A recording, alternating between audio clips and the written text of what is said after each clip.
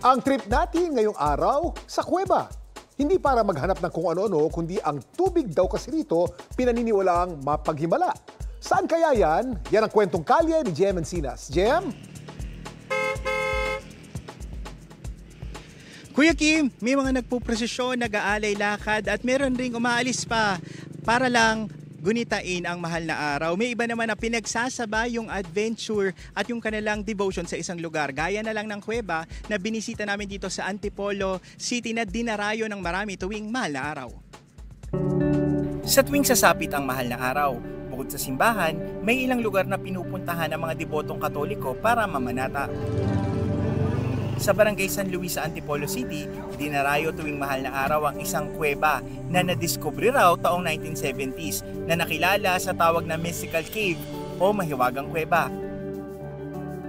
Ang nakadiskubre raw nito ang 72 years old na si Inday Nelly Deles.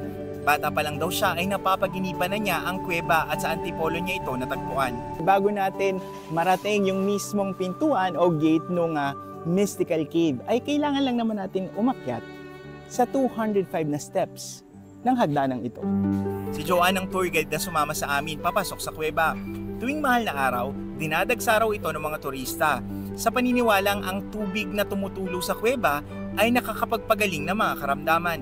Tinawag itong Mystical Cave dahil madami ang gumaling dito, tsaka natupad yung wish nila.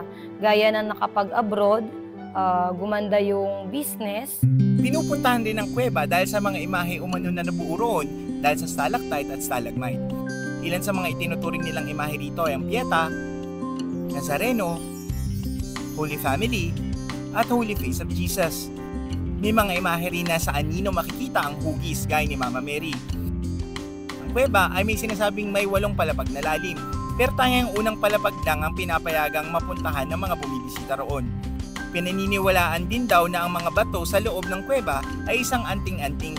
Ano yung laging paalala niyo sa mga taong pumupunta dito? Bawal pong maingay, bawal magsulat, bawal magtapon ng basura, bawal umihi, bawal magdura.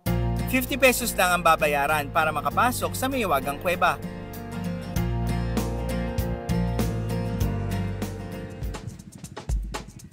Kuya Kim, iba-iba man ang ating pamamanata pero ang mahalaga ay alam natin kung paano isasabuhay ang ating debosyon. Live mula dito sa Antipolo City, ako si Jem Encinas at yan ang kwentong kalyeng dapat alam mo. Kuya Kim, happy weekend! Happy weekend! Maraming salamat, Jem.